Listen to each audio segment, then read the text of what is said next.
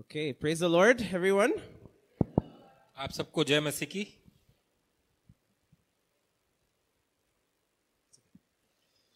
Yeah, so wonderful to be here this morning with you all in CGC again. और मैं बहुत ही आनंदित हूं कि आज सीजीसी में आप सबके बीच में हूं। I love being here whenever God allows me to come. और मुझे यहाँ आना बहुत अच्छा लगता है जब भी परमेश्वर अगुवाई करते हैं और मौका देते हैं। So wonderful to see what God is doing in this church. और ये बहुत ही अच्छा है ये देखने में कि परमेश्वर इस कलीसिया में क्या काम कर रहे हैं। And nice to see the changes in the place also. और यहाँ पर बदलाव को देखकर भी मुझे अच्छा लग रहा है। So as the brother mentioned that a lot of things going on this year for our 25th anniversary of DBF Gurgaon cluster.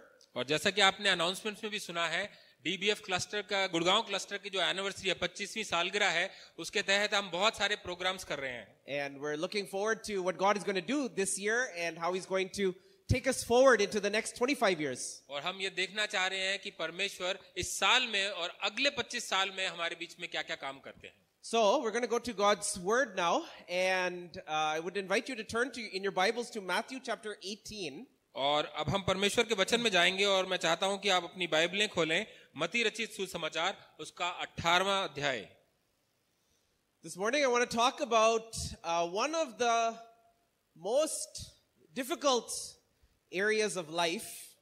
और आज मैं एक ऐसे विषय के ऊपर बातचीत करना चाहता हूं जो कि हमारे जीवन का शायद सबसे कठिन क्षेत्र है। One of the most difficult things in life to do is to forgive. और हमारे जीवन में जो सबसे मुश्किल कार्य है वो ये है कि हम किसी को क्षमा करें। Forgiveness is what we want to talk about this morning.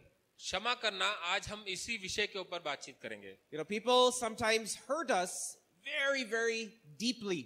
और कई बारी लोग हमको बहुत ही गहरी चोट पहुंचाते हैं। People's actions, maybe they don't even realize it, but it even sometimes changes the very direction of our lives in a negative way. और शायद लोगों को यह इस बात का अनुमान नहीं है, लेकिन उनके जो काम है, उनकी जो बोलचाल है, उसकी वजह से हमारा जो जीवन है वो नकारात्मक दिशा में भी मुड़ सकता है। And we feel so much anger. और हमारे हृदय में उनके लिए बहुत गुस्सा होता है। We feel that bitterness and resentment inside of us towards them. और हमारे हृदय में उनके लिए बहुत कड़वाहट हो जाती है। Even hatred for that person. और शायद नफरत भी हो जाती है उस इंसान के लिए। How do we forgive? और ऐसे लोगों को हम कैसे माफ कर सकते हैं? And so this is what I want to talk about this morning. और आज की सुबह मैं आपसे इसी विषय में बातचीत करना And we're चाहता going to हूं। see it from, it's actually a parable of Jesus. It's my favorite parable of Jesus. और ये यीशु मसीह के द्वारा दिया गया एक दृष्टांत है और मेरी बहुत ही पसंदीदा कहानी भी है। So before we get into the parable, it starts in verse 21. So this is Matthew chapter 18, starting in verse 21. मत्ती रचित सुसमाचार उसका 18वां अध्याय और 21वीं आयत से ये शुरू होता है। It says, Then Peter came to Jesus and asked, Lord, how many times shall I forgive my brother or sister who sins against me? Up to 7 times?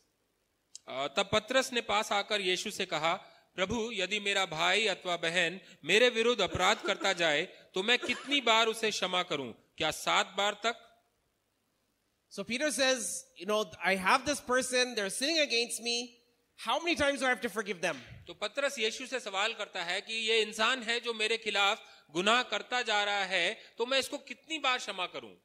And Peter felt like it's a very generous thing to forgive a person 7 times. और पतरस को ये लगा कि शायद ये बहुत ही दयालु बात है कि मैं किसी को 7 बार ही क्षमा कर दूं। And that is a very generous thing, isn't it? To forgive somebody 7 times. और ये शायद हो सकता है कि बहुत अच्छी बात हो और बहुत ही दयालुपन का दिखाना हो कि आप किसी को 7 बार ही क्षमा कर दें। Like if somebody throws some trash, some garbage in front of your door, one time you can forgive them. आप इस बात को ऐसे सोचिए कि यदि कोई आपके घर के सामने कचरा फेंक दे तो आप पहली बारी तो शायद इस बात को नजरअंदाज कर दें।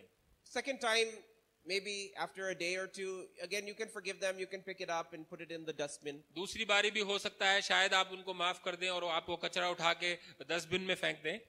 Third time, fourth time, तीसरी बारी, चौथी बारी, you're feeling that kind of anger that kind of, even that kind of hatred growing inside of you? Who are these people? और इतना होने के बाद शायद आपके अंदर वो गुस्सा बढ़ने लगता है और शायद एक नफरत भी आपकी जाग उठती है कि ये किस प्रकार के इंसान हैं।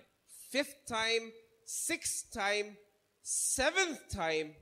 I mean, how many times can you really forgive a person? 5वीं बारी, 6ठी बारी और 7वीं बारी आप कितनी बारी किसी को क्षमा कर सकते You know, हैं? somebody who forgives 7 times, that is being very kind, generous, merciful. और यदि कोई 7 बारी किसी को क्षमा करता है तो ये बहुत ही अच्छा है और बहुत ही दयनीय हो सकता है और करुणा से भरा हो सकता है। But look at what Jesus says in verse 22. लेकिन 22वीं आयत में देखिए यीशु मसीह क्या उत्तर देते हैं। Jesus answered, I tell you, not 7 times, but 77 times. यीशु ने उत्तर दिया, मैं तुमसे नहीं कहता 7 बार तक, बल्कि 70 गुना 7 बार तक। And in the footnote in my Bible, it says not 77 even, it says 70 times 7. और जो बाइबल है इनके फुटनोट में इस प्रकार लिखा है कि 77 बार नहीं लेकिन 70 गुना 7 बार लिखा है। 490 times. 490 समय। And the idea is not that we count 75, 76, 77, 78. और इसका मतलब ये नहीं है कि आप गिनती रखें कि 70 हो गया, 75 हो गया, 76 हो गया, अब 77 होने वाला है तो उसकी गर्दन पकड़ लें। Right? The idea is that we keep on forgiving. और इसका मतलब ये है कि हम क्षमा करते जाएं। Any number of times. कितनी भी बारी क्यों ना हो, हम क्षमा करते जाएं। Whoever it is. चाहे वो कोई भी क्यों ना हो। And listen to this. Whatever it is that person might have done to you. और इस बात को आप ध्यान रखिए कि उस व्यक्ति ने आपके खिलाफ कुछ भी क्यों ना किया हो। Whoever it is, whatever it is, any number of times we must forgive. That's what Jesus is saying. चाहे वो कोई भी व्यक्ति क्यों ना हो और चाहे उसने कुछ भी काम क्यों ना किया हो और कितनी भी बारी उसने वो काम क्यों ना किया हो, यीशु मसीह कहते हैं कि हमें उसे माफ करना चाहिए।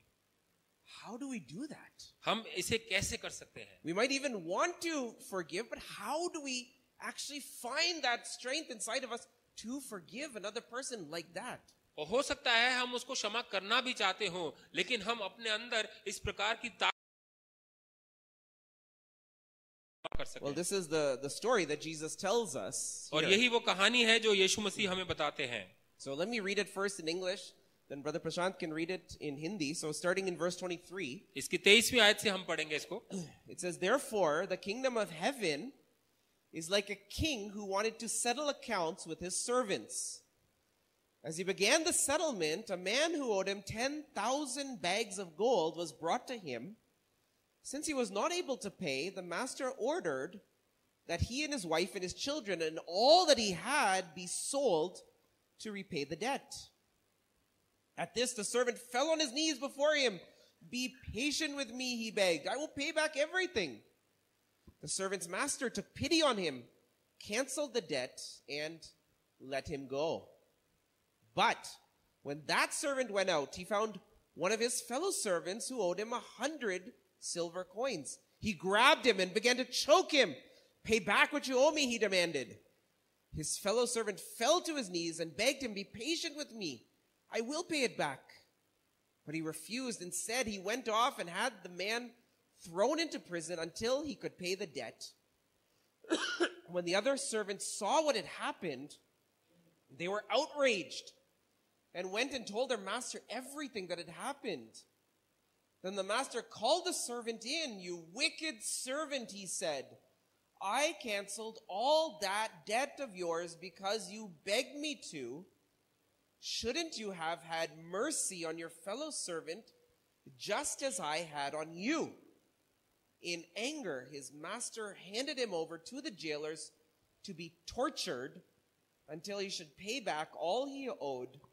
This is how my heavenly Father will treat each of you unless you forgive. हम इसकी 23वीं आयत से पढ़ेंगे। यही कारण है कि स्वर्ग का राज्य उस राजा के सदृश है जो अपने सेवकों से लेखा लेना चाहता था। जब वह लेखा लेने लगा तब उसके सामने एक सेवक लाया गया, उस पर 10,000 सोने के सिक्कों का कर्ज था। कर्ज चुकाने के लिए उसके पास कुछ भी नहीं था। इसीलिए स्वामी ने आदेश दिया कि उसे, उसकी पत्नी, उसके बच्चों और उसकी सारी जायदाद को बेच दिया जाए और ऋण अदा कर लिया जाए। इस पर वह सेवक उसके पैरों पर गिर पड़ा और ये कहते हुए अनुनय विनय करने लगा, धैर्य रखिए, मैं आपको सब कुछ चुका दूंगा। उस सेवक के स्वामी को उस पर तरस आया और उसने उसे मुक्त कर जाने दिया और उसका कर्जा माफ कर दिया। जब वह सेवक बाहर निकला तब वह अपने एक सह सेवक से मिला जिस पर लगभग 100 चांदी के सिक्कों का कर्ज था। उसने उसे पकड़ लिया और उसका गला दबाकर कहा, अपना कर्ज चुका दो। यह सह सेवक उसके पैरों पर गिर पड़ा और यह कहते हुए अनुनय विनय करने लगा, धैर्य रखिए, मैं आपको कर्ज चुका दूंगा। परंतु उसने नहीं माना और जाकर उसे तब तक के लिए बंदी गृह में डलवा दिया जब तक वह अपना कर्जा ना चुका दे। यह सब देखकर उसके दूसरे सहसेवक बहुत दुखी हुए और उन्होंने अपने स्वामी के पास जाकर सारी बातें बता दी। तब स्वामी ने उस सेवक को बुलाकर कहा, दुष्ट सेवक, तुम्हारी अनुनय विनय पर मैंने तुम्हारा सारा कर्जा माफ कर दिया। तो जिस प्रकार मैंने तुम पर दया की थी, क्या उसी प्रकार तुम्हें भी अपने सहसेवक पर दया नहीं करनी चाहिए थी? और स्वामी ने क्रोध होकर उसे तब तक के लिए यंत्रणा देने वालों के हवाले कर दिया जब तक वह कोड़ी कोड़ी ना चुका दे। इसी प्रकार यदि तुम में हर एक जन अपने भाई बहन को पूरे हृदय से क्षमा नहीं करेगा तो मेरा स्वर्गिक पिता भी तुम्हारे साथ ऐसा ही करेगा। Okay. Now, interesting story. What does it mean? Well, I want to start actually in the middle of the parable this morning. और ये बहुत ही अच्छी कहानी है, लेकिन इसका मतलब क्या है, मैं इस कहानी के बीच में से शुरू करना चाहता हूं। So this servant goes out and he finds another servant who, in my Bible it says, owes him 100 silver coins. और ये जो सेवक था ये बाहर जाता है और उसे अपने एक सह सेवक मिलता है जिसका कर्जा इसके ऊपर था 100 चांदी के सिक्के। Okay, now in the footnote of my Bible it says 100 denarii, and 1 denarius is the wage of now listen to this, daily laborer. और मेरी बाइबल में जो नीचे नोट्स लिखे हैं उसमें इस प्रकार से लिखा है कि उसका जो कर्जा था वो 100 दिनारी था, और 1 दिनारी जो होता है वो 1 दिन की दिहाड़ी होती है एक मजदूर की। Okay, so what is the daily wage of a daily laborer? यदि हम सोचें कि जो 1 दिन की दिहाड़ी है किसी मजदूर की, वो क्या हो सकती है? How much? 600-700? 600-700। Okay. So let's just say 500. तो हम 500 लेकर चलते हैं, गुणा करना आसान होगा। Okay. So 500 rupees into 100 is how much? तो 500 गुणा 100 कितना हो जाता है? Not 5,000. Not 5 lakhs also. 50,000. 50,000। So the man's fellow servant owed him how much? 50,000 rupees. तो उसका सहसेवक जो था, उसका कर्जा जो था वो 50,000 रुपए के बराबर था, And he's not paying him back. और वो उसको कर्जा वापस नहीं दे रहा था। 50,000 rupees for a daily laborer is a lot of money. और एक दिहाड़ी रखने वाले मजदूर के लिए 50,000 रुपए बहुत बड़ी रकम होती And है। you can imagine, he's warned him, he's asked him, he's tried everything, he's not paying it back. और आप सोच सकते हैं कि उसने उसको चेतावनी दी थी, उससे बार बार विनती भी की होगी, लेकिन ये जो सहसेवक था वो पैसा वापस नहीं कर पा रहा था। Finally, he gets so angry, he grabs him and begins to choke him and has him thrown into prison or whatever. और अंततः वो इतना क्रोधित हो गया कि उसको पकड़कर उसका गला दबाने लगा और उसको बंदी गृह में डलवा दिया। We can understand how this might happen. और हम सोच सकते हैं कि ये कैसे हो सकता है, ये मुमकिन है। And yet the other servants who see this, they are, in my Bible it says, they're outraged. और जो बाकी उसके सहसेवक थे, ये सब देखकर वो बहुत ही अचंभित हो गए। Why were they so outraged? और उनको इस बात पे आश्चर्य क्यों हो रहा था? The man owed him 50,000 rupees. He's not paying him back. वो जो व्यक्ति था उसके ऊपर ऋण था 50,000 रुपए का, और वो उसको वापस नहीं कर रहा था। Well, why is it so outrageous? और वो इसके लिए इतना अचंभित होने की क्या बात थी? It's because what happened earlier to him. और ये इसकी वजह जो थी वो ये थी कि जो पहला सेवक था उसके साथ इस कहानी के प्रारंभ में क्या हुआ था. Right? We would have understood that second part except what had happened to him himself in the first part. हो सकता है इसका जो प्रत्युत्तर है, ये जो इसका जो स्वभाव है उसको हम समझ सकते थे, लेकिन यदि हम इस कहानी का पहला भाग देखेंगे तो ये अचंभित कर देने वाला है. What happened to him in the first part? और कहानी के पहले भाग में इस सेवक के साथ क्या हुआ था? Well, as we saw, there's a king who wants to settle his accounts. और जैसा हमने देखा कि यहाँ पर एक राजा है जो कि अपना लेन देन जो है उसका हिसाब करना चाहता He था. calls this servant who owes him how much? और वो इस सेवक को बुलाता है जिसका कर्जा कितना है. In my Bible, it said 10,000 bags of gold. और यहाँ पर लिखा हुआ है 10,000 सोने के सिक्के. Again, in the footnote, it says a talent was worth about 20 years of a day laborer's wages. और यहाँ पर मेरी बाइबल में नीचे लिखा हुआ है जो टैलेंट की बात करी गई है, एक टैलेंट जो है वो एक दिहाड़ी वाले मजदूर की 20 साल की कमाई है. 20 years of a day laborer's wages. 20 साल की कमाई एक दिहाड़ी रखने वाले मजदूर की. Now again, if you take the daily laborer's wages as 500 rupees, अगर हम ये मान के चलें कि जो दिहाड़ी है वो 500 रुपए है, how much is this debt? तो ये कितना बन गया? You can do the math at home later on. आप इसको घर जाके कैलकुलेट कर सकते हैं.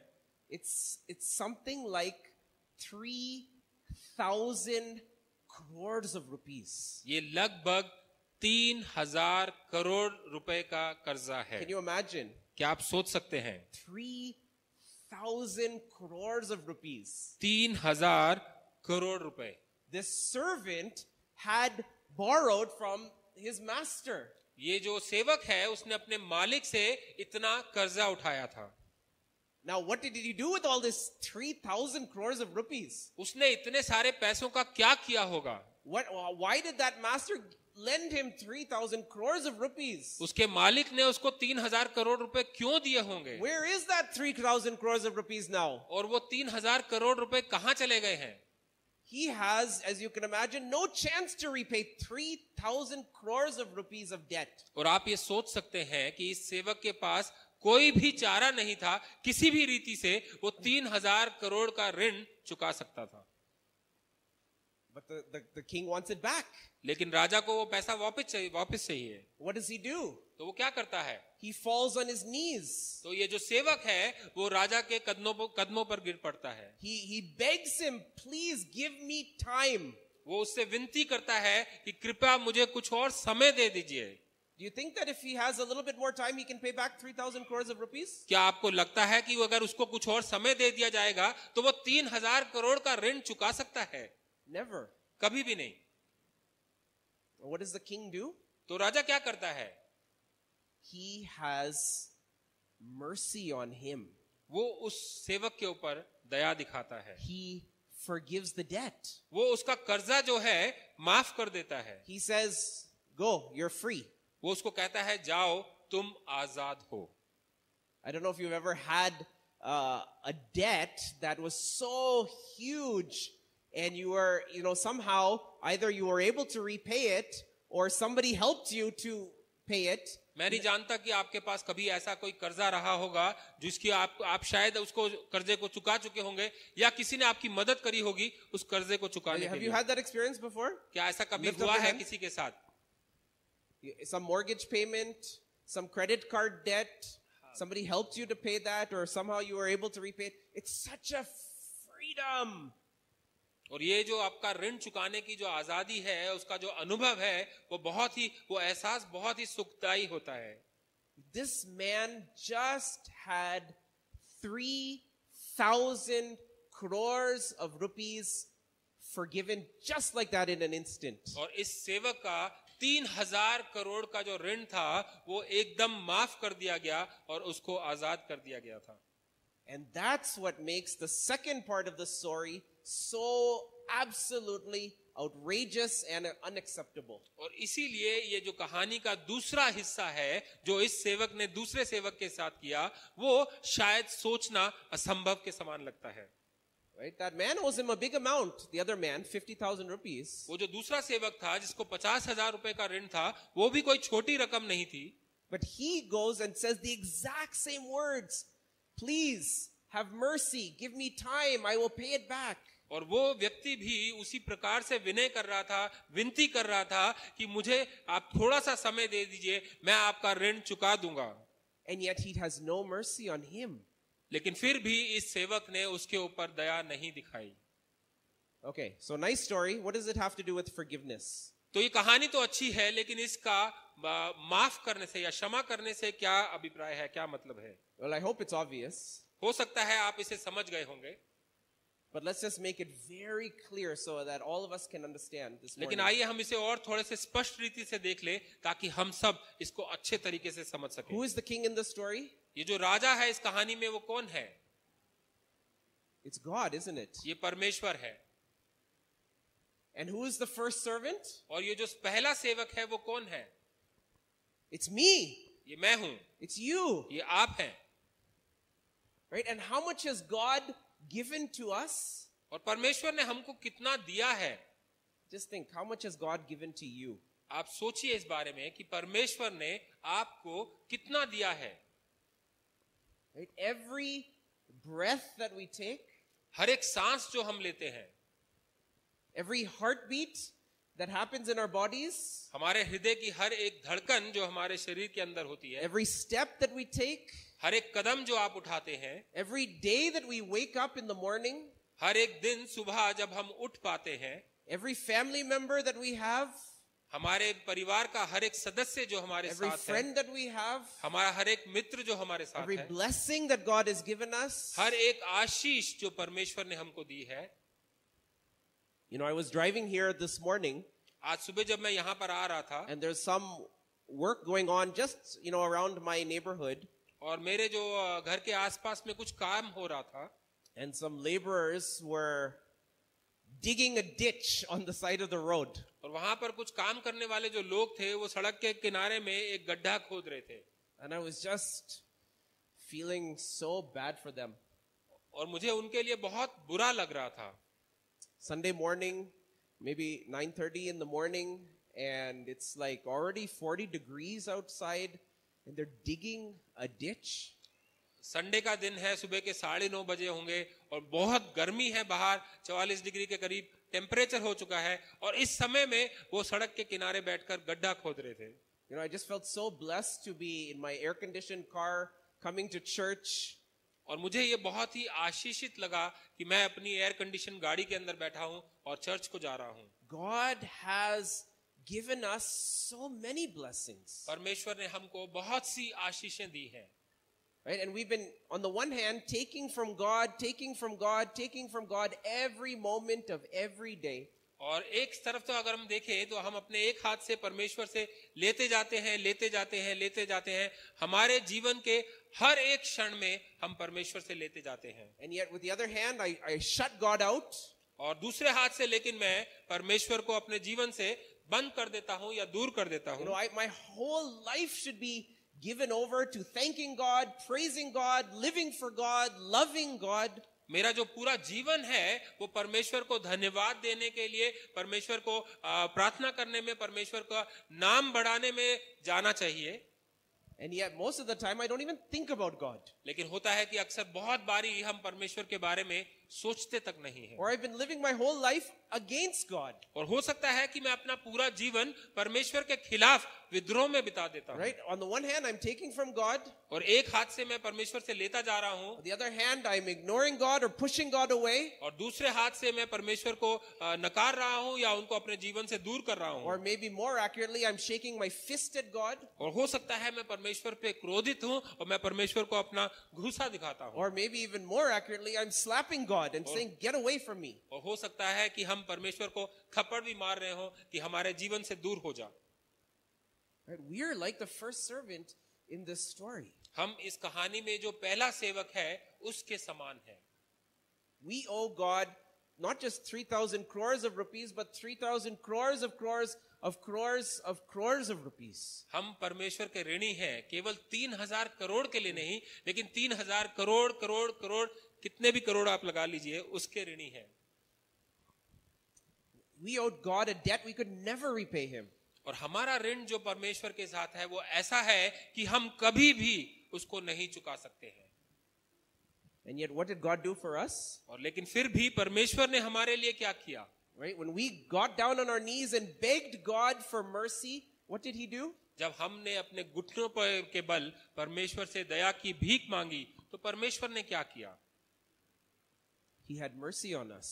उसने हम पर दया दिखाई, He forgave us. उसने हमको क्षमा कर दिया। But you know, dear friends, forgiveness doesn't come without a cost. लेकिन आप इस बात को जानिए कि क्षमा करना जो है वो किसी मूल्य के बगैर नहीं आता है। Right? Even if it's Elon Musk, he doesn't forgive 3,000 crores of rupees without taking a great hit on his own finances. यदि आप इलॉन मस्क के बारे में भी बात करेंगे जो कि करोड़पति है, वो भी इतना बड़ा कर्जा जो है अगर माफ करने पे आता है तो उसके जो फाइनेंशियल सिचुएशन है उस पे कुछ ना कुछ चोट तो लगती है। Right? God forgives us, but at great cost to himself. परमेश्वर हमारे को क्षमा तो करता है, लेकिन इसका उसके ऊपर बहुत बड़ा मूल्य चुकाना पड़ता है। What was the cost that God paid to forgive you and me? और वो क्या मूल्य था जो परमेश्वर ने चुकाया आपको और मुझको क्षमा करने के लिए? The cost of his very own dear precious son.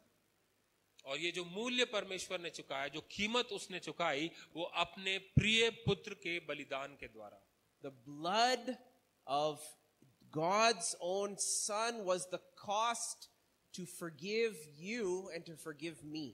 परमेश्वर के पुत्र का लहू ये वो कीमत थी जिसके द्वारा आप और मैं क्षमा किए गए हैं। And now, how dare we go out and hold a grudge or stay bitter against someone else who has done something to us? और अब जब हमारा इतना बड़ा ऋण परमेश्वर ने चुका दिया है, माफ कर दिया है, तो हम कैसे किसी के खिलाफ एक छोटा सा द्वेष, एक छोटा सा गुनाह हम क्षमा नहीं कर सकते? Whatever anybody has done to us, it is so small compared to how much God has forgiven us. हमारे खिलाफ हमारे जीवन में किसने कुछ भी क्यों ना किया हो, कितना भी बड़ा क्यों ना किया हो, लेकिन यदि हम परमेश्वर की उस माफी को देखेंगे जो उसने हमारे गुनाहों के लिए हमको दी, वो बहुत ही छोटा लगता है। Right? Do we understand how much God has forgiven us? क्या हम इस बात का विश्वास कर सकते हैं या यकीन कर सकते हैं कि परमेश्वर ने हमें कितना माफ किया है? Right? I think one of the ways that we can even understand that we're growing and maturing in our faith is how much we realize how sinful I am and how much God has forgiven me. और एक तरीका ये भी है कि हम ये जान सके कि हम अपने चेला होने में या यीशु मसीह के अनुसरण करने में कितने परिपक्व होते जाते हैं, वो इस बात से है कि हमें इस बात का एहसास हो कि परमेश्वर ने हमारे कितने गुनाह या कितने लेवल पर हमको माफी दी है। God has forgiven us so much more. और परमेश्वर ने हमें बहुत से ज्यादा और उससे भी ज्यादा उसने हमें क्षमा किया है। We must forgive others. और इसीलिए हमें भी दूसरों को क्षमा करना जरूरी है। Okay, so let me just make 2-3 points about forgiveness and then I'll be done for this morning. और मैं आपके साथ 2-3 पॉइंट्स क्षमा करने के ऊपर बांटता हूं और फिर हम समाप्त करेंगे। You know, this command, first of all, this command to forgive is something that God does for our good. और ये जो आज्ञा है क्षमा करने के लिए, ये परमेश्वर ने इसलिए दी ताकि इससे भी हमारा भला हो सके। You know, when we hold bitterness, resentment, anger against another person, who is the one who is affected? और जब हम अपने हृदय में किसी के लिए गुस्सा, कड़वाहट या नफरत अपने हृदय में रखते हैं, तो इसका प्रभाव किसके ऊपर पड़ता है? Right? Not the other person. और ये वो दूसरा व्यक्ति नहीं है जिसके खिलाफ हमारे हृदय में वो गुस्सा है। Right? They might have hurt us. They may not even realize it. और हो सकता है उन्होंने हमारे खिलाफ गुनाह किया हो, लेकिन उन्हें इस बात का एहसास भी नहीं है, They don't know how much they hurt me. और उनको शायद पता भी नहीं है कि उन्होंने हमें कितना दुख पहुंचाया Or है, even if they do know, they don't even care. और अगर उनको पता भी है तो शायद वो इसकी परवाह भी नहीं करते। Maybe this happened 10 years ago. और हो सकता है ये बात जो है वो 10 साल पहले हुई हो, Maybe they're living abroad now, और हो सकता है वो इस शहर छोड़कर जा चुके हैं, right? They don't care. और उनको इस बात की कोई परवाह भी नहीं है। And I'm holding all that bitterness and resentment and anger in my heart towards them. Who is the one being affected? और लेकिन मैं अपने हृदय में उनके खिलाफ इस गुस्से को, इस कड़वाहट को, इस नफरत को पाले हुए बैठा हूं, तो इसका प्रभाव किसके ऊपर पड़ रहा है? Not on them.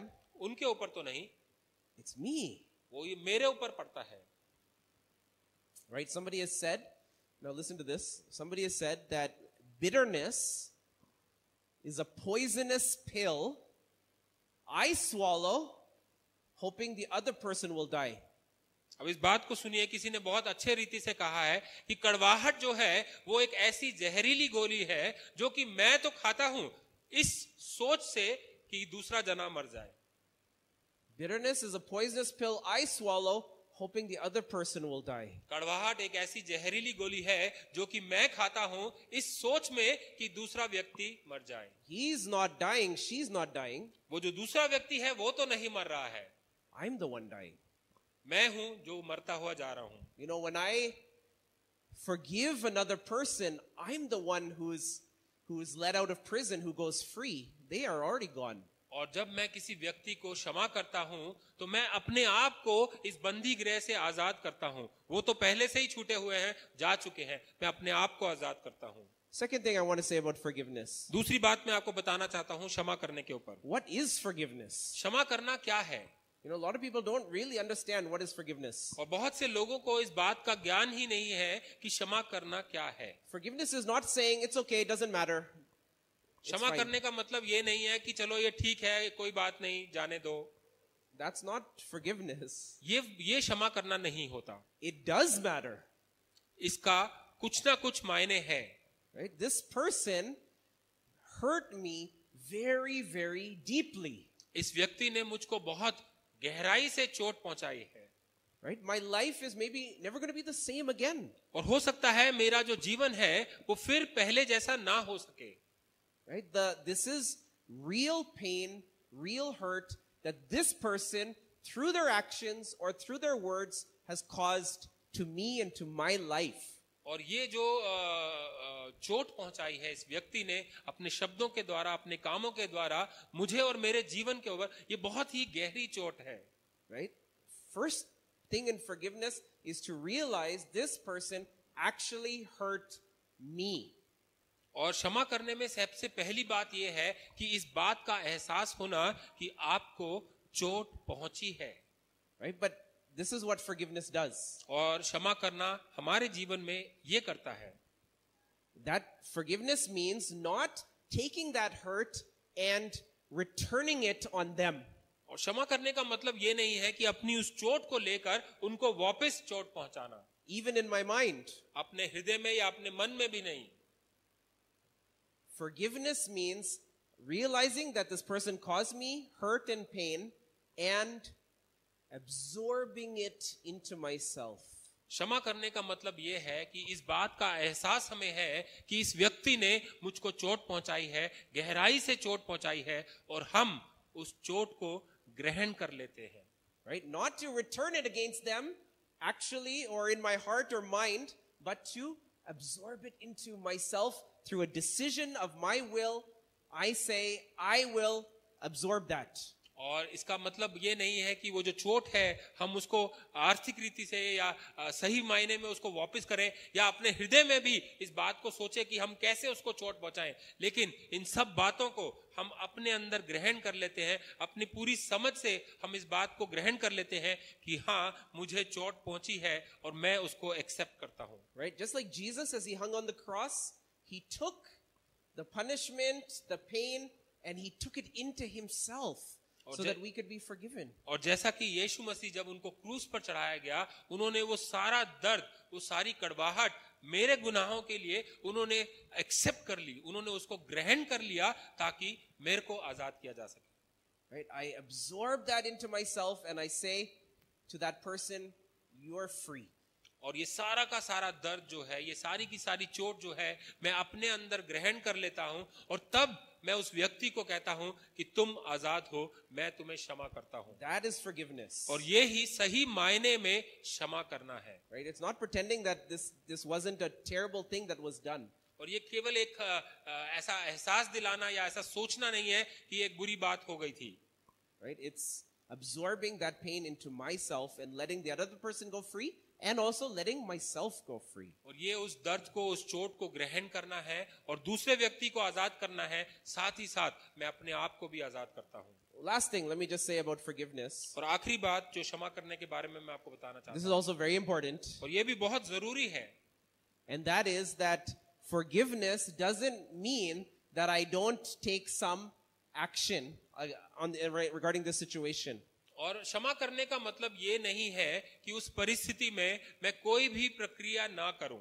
Right? It doesn't mean just leaving it and ignoring it. और इसका मतलब ये नहीं है कि उसको आप छोड़ दीजिए और उसको नजरअंदाज कर दीजिए. Like that person throwing garbage in front of your door. और उस व्यक्ति के समान जो आपके घर के आगे कचरा फेंकता है. It doesn't mean that I just quietly just take it and keep just picking it up and putting it in the dustbin. और इसका मतलब ये नहीं है कि मैं आंखें बंद कर लूं या चुपचाप उस कचरे को उठा के मैं डस्टबिन में फेंकता रहूं. Right? I forgive them, मैं उनको क्षमा कर देता हूं. but it still means I might have to talk to them. और ये इसका मतलब हो सकता है कि मुझे उनसे जाकर बातचीत करनी पड़े. I might have to report them to the authorities also. और हो सकता है मुझे उनकी शिकायत भी करनी पड़े. Maybe this person, I can't be friends with them anymore. और हो सकता है शायद मैं इस व्यक्ति के साथ मित्र भी ना बन पाऊं. Right? I might have to take action. और मुझे इसके लिए कुछ न कुछ प्रक्रिया करनी I पड़ेगी. might have to say something. मुझे कुछ कहना पड़ेगा. Right? But it's not out of anger and bitterness against that person. लेकिन जो कुछ भी मैं करूं या जो कुछ भी मैं कहूं, वो उस व्यक्ति के खिलाफ मेरे हृदय में जो गुस्सा है या मेरे हृदय में जो कड़वाहट है, उसके तहत मैं ना करूं. Right? I might have to take action, मुझे कुछ ना कुछ एक्शन लेना पड़ेगा, but my heart is clean. लेकिन मेरा जो हृदय है वो साफ है. I have forgiven them. मैंने उनको क्षमा कर दिया है. They're free and I'm free. वो आजाद है और मैं भी आजाद हूं. And now with a clear mind and a clear heart, I do whatever is the right thing to do. और एक साफ मन के साथ, एक साफ हृदय के साथ जो कुछ भी मुझे करना है मैं वो करूंगा. How is it possible to forgive? और ये कैसे मुमकिन है कि हम क्षमा कर सकें? It's only based on how much God has forgiven me first. और ये केवल तभी पॉसिबल हो सकता है, मुमकिन हो सकता है, जब हम इस बात को जाने कि परमेश्वर ने मुझको कितना क्षमा किया है. Based on how much God has forgiven me, I have the power to forgive others also. इस बात को सोचकर कि परमेश्वर ने मुझको कितना क्षमा किया है, मुझ में वो सामर्थ आती है, ताकत आती है कि मैं किसी दूसरे को क्षमा कर सकूं. And I must forgive them. और मुझे माफ करना भी जरूरी है. And so, my friends, this morning as we close, is there someone in your life, maybe now, maybe in the past, that you're holding that kind of bitterness, anger, resentment, even hatred for? और आज की सुबह जब हम इसको समाप्त करते हैं, मैं आपसे आग्रह करता हूं कि आप उस बात को सोचिए कि आपके जीवन में कोई ऐसा व्यक्ति है, अभी या पहले ऐसा व्यक्ति रह चुका है जिसके लिए आपके हृदय में घृणा है, गुस्सा है और द्वेष है उनके लिए. And maybe they've hurt you terribly. और हो सकता है उन्होंने आपको बहुत गहरी चोट पहुंचाई हो. Maybe they've hurt your family member, your child, or somebody else that you know. हो सकता है उन्होंने आपके परिवार को ठेस पहुंचाई हो, उन्होंने आपके बच्चों को चोट पहुंचाई हो या किसी और को आपके परिवार में. You've been holding that bitterness inside of you maybe for many, many years. और हो सकता है इस कड़वाहट को आप अपने हृदय में कई सालों से लेकर चल रहे हो. Dear friends, could it be that today is a day of freedom? प्रिय कलीसिया, क्या ये हो सकता है कि आज वो दिन हो कि हम आजाद कर दिए जाएं? That we free that person and be done with them? क्या हम उस व्यक्ति को अपने जीवन में क्षमा कर सकते हैं, आजाद कर सकते हैं और अपने हृदय से उस बात को निकाल सकते हैं? And we can free ourselves before God. और हम अपने आप को भी आजाद कर सकते हैं. Right? That forgiveness, that freedom is possible because of what God has done for us through the Lord Jesus Christ. और वो आजादी और वो क्षमा मुमकिन है इस बात से कि परमेश्वर ने हमारे लिए क्या कुछ किया है। Don't hold that inside of you anymore. अपने हृदय में उन बातों को फिर से ना रखें। Forgive and free yourself. आप उनको माफ कर दें और अपने आप को आजाद कर लें। Let's bow our heads and close in prayer. आइए हम सब खड़े होंगे और प्रार्थना करेंगे। अपनी जगह पर हम खड़े हो जाएंगे। इन बातों के लिए, अपने लिए और इस क्षमा के विषय के लिए हम प्रार्थना करेंगे। Father God, we thank you so much for your amazing love, for your amazing forgiveness, Lord. We didn't deserve anything, and yet you have done everything for us. You have forgiven us. You have freed us. You have loved us. You have shown mercy to us. You have been patient with us. And now, Lord, as we look out unto those who have hurt us, who have caused us pain and suffering, Lord, we naturally feel so much anger, bitterness, even hatred towards those people. And yet, Father God, I just pray this morning that today would be a day of freedom. Lord, that forgiveness would rule our hearts, would wash over us, that we would realize how much you have forgiven us so that we can also extend forgiveness to those who have hurt us. Lord, I just pray that even this morning, Lord, that your forgiveness would just flow out, that we would be more aware of it than ever before. And Lord, that we would be able to forgive those who have hurt us. Lord, we need you. This is so hard. And yet we ask for your grace. Help us to forgive. Free us, Lord, from that bitterness and anger, even this morning. And we pray this in Jesus' name. Amen. Amen.